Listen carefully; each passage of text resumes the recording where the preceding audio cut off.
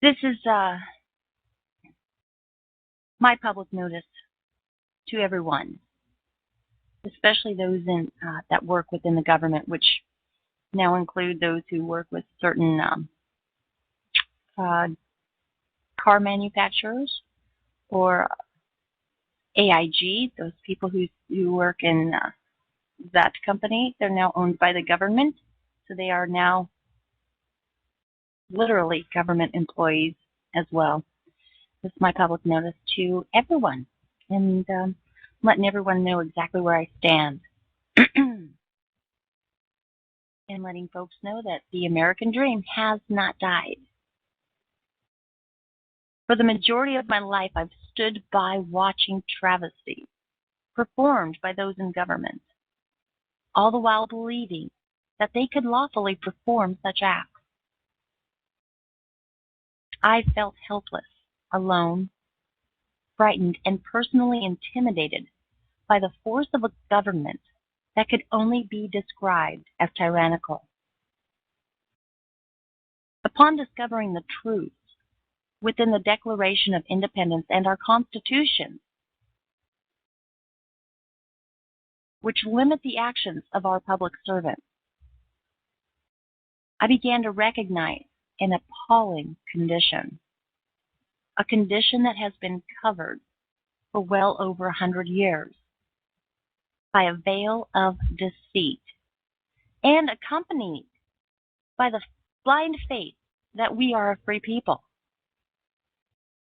I know that many have experienced serious tribulations brought about by a corrupt government. I realize many have been imprisoned for victimless crime. I understand many have been abused by police brutality, non-constitutional acts of CPS, harassment from the IRS, just to name a few, which have resulted in murder and suicides alike. I'm aware of those who've been released from prison after it's been proven by DNA that they could not have committed the crime that they're in for. Yet they're sent out into the world with a record because it's not expunged. These are the people I include in my heart and mind as I move forward, knowing that they too will receive remedy one way or another.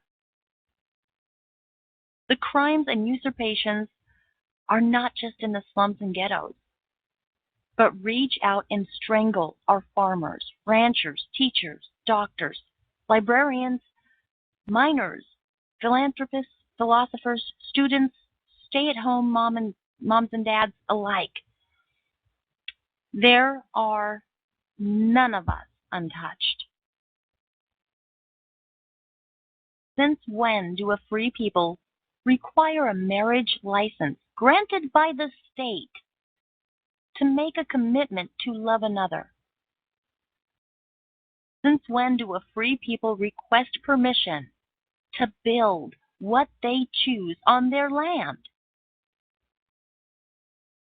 Since when do a free people apply for acceptance to travel from one place to another? Since when do a free people accept codes, rules, and regulations as if they were law? Today, I come forth to claim my birthright, our birthright, our inalienable rights, which are secured to us by the Constitution of and for the United States of America, and by each state's own constitution. In our republics, the constitutions do not give nor grant us our rights, but instead prohibit those in government from infringing upon our rights and to clarify their obligations and duties, ensuring aspects of our lives are not usurped. All public servants, those who are to represent us within the government or protect us as police officers are supposed to do, give an oath to uphold, preserve, and defend the Constitution of the United States and their respective state constitution against both foreign and domestic enemies. This is a required promise, a commitment to us that guarantees our inalienable rights of life, liberty, and the pursuit of happiness is not violated. It's obvious today that our public servants have defaulted on their oath, their promise and commitment to we the people, regardless of one's race, religion, or gender. Instead of honoring this sacred obligation, public servants have literally sold we the people out. Not only is America once again bankrupt, but this time around clearly proves that justice within the courts is also bankrupt. However, I do believe by our choosing to stand and come forth to claim our birthright and demand retribution for the crimes committed upon we the people, that liberty and justice for all will prevail. The time has come for us to firmly demand and accept the riches and security of liberty and justice. We are now finding ourselves in an era of fierce urgency. This is not a time to engage in silly arguments about whose religion is better, which alma mater produces the best minds, or which color is truly a national favorite. Now is the time to rise from the deep, dark abyss of tyrannical injustice called democracy and step onto the lighted path of liberty and justice for all. We must begin reopening the doors of liberty and justice. Now is the time to put aside petty differences, which have also caused injustice, pain, and strife. Now is the time to begin rebuilding upon the solid foundation of our republics, where 99% cannot take away nor vote upon the rights and property of 1%, and where 1% cannot take away or vote upon the rights and property of 99%. It will prove to be excruciatingly fatal for all of us if we choose to overlook the urgency of the moment, and if we underestimate the determination of those in government who treat America as if she were a democracy. Our legitimate and lawful discontent will not pass until liberty and justice for all has been achieved. I must say this. In the process of obtaining our birthright, we must not act or perform in any way that puts us into the same category as those who have wronged us.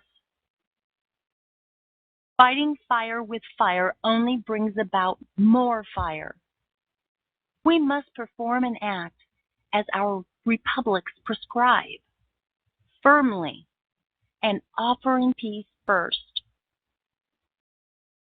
Our republics already exist. There is no restoration thereof. We must assist others in their understanding the difference between a democracy and a republic. When that understanding is gained, be assured that you, being witness and acting accordingly, are personally bringing others into the embracing fold of our republic. We will continually conduct ourselves within the realms of dignity and self-responsibility. We will not allow ourselves to digress into physical violence. With that in mind, I clarify for everyone now. Self-defense is just one of our inalienable rights.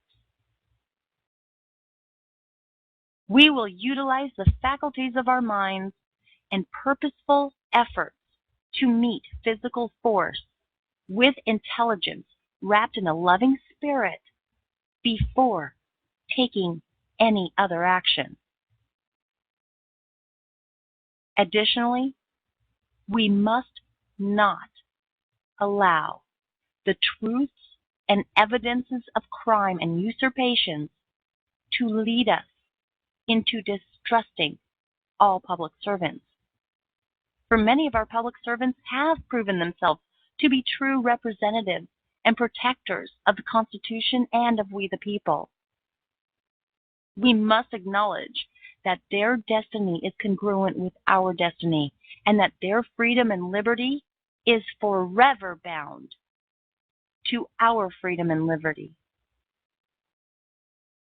We, individually, cannot walk this path alone completely unharmed. But together, with the same end goal of liberty and justice for all, we must make the pledge to ourselves and to each other that we will continue moving forward. Turning back would be purposely forgetting who we are. I personally give those in government, our public servants, a fair and crucial warning. To those who have hoped or believed that the American people are too lazy, stupid, ignorant, too self-involved, and self-indulgent, and those who refuse to believe that we the people are not capable of moving forward and putting an end to their abuses, will have a rude awakening if they do not immediately begin abiding by their oaths and stating publicly that we live in a republic. Notice is now given that we the people will not offer those who offend our republics, our constitutions, and our inalienable rights any rest until all non-constitutional and unlawful laws are done away with, including all codes, rules, and regulations which offend the Constitution and our inalienable rights. Instead of swimming in a pool of despair, I suggest to you today, the American dream has not died. I know we, as a union of states, can enjoy our republics because, and I quote, we hold these truths to be self-evident, that all men are created equal. To those who do not know what to do, I say begin at your own kitchen table. Speak the truth to our children that we have a republic, not a democracy. Unfold the lies within the bedtime stories we tell our kids. Tell these truths to your neighbors, friends, and family. It does not matter if they believe right away. Continue speaking these truths to your communities, churches, schools. Assemble with your fellow Americans, regardless of their physical locations. Speak these truths to your local public servants. Supply everyone with documents and teaching materials. Move forward by doing the same within your own state, counties, cities, and towns. Give notice to your public servants. Tell them we do not care about their belief, but that we demand they represent us accurately. We the people who have made a commitment to witness the fruits of our republic will continue to shake the foundations of the ill beliefs of democracy until liberty and justice for all emerges, to the extent that the entire world bears witness. We must form our own alliances by assembling and working with others who are committed to bringing into fruition liberty and justice for all. Waste no time on naysayers. Dedicate your time wisely with those who are committed and have allegiance to our republic. Be present. Acknowledge the mistakes you've made, accept the damages you have caused others, and offer remedy. Do not hide. Answer any and all allegations made upon your words, actions, and character. Only those who stand up and acknowledge the harms they've caused or questionable actions they have committed will truly be forgiven. John Adams said, "There are only two creatures of value on the face of the earth, those with the commitment and those who require a commitment of others." I now dare to expand on his statement and prove there is a third. Those of us who have made a commitment to require the commitment of our public servants be fulfilled. And we are now demanding their commitments to we the people be paid in full. Know this, by consciously working together, we can make the American dream a reality. By consciously working together, only then can we look toward the day when we are not judged upon race, religion, or gender, but by the content and context of our character.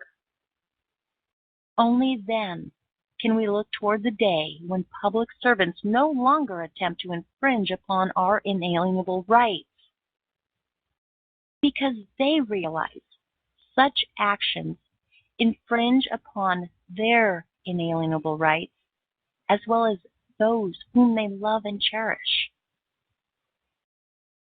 Only then can we look toward the day when we know our children's children will not struggle due to non-constitutional taxes, fees, and unreasonable demands.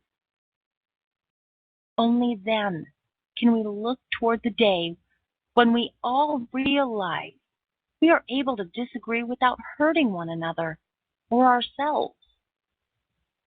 Only then can we look forward to the day when everyone understands the American dream has not died.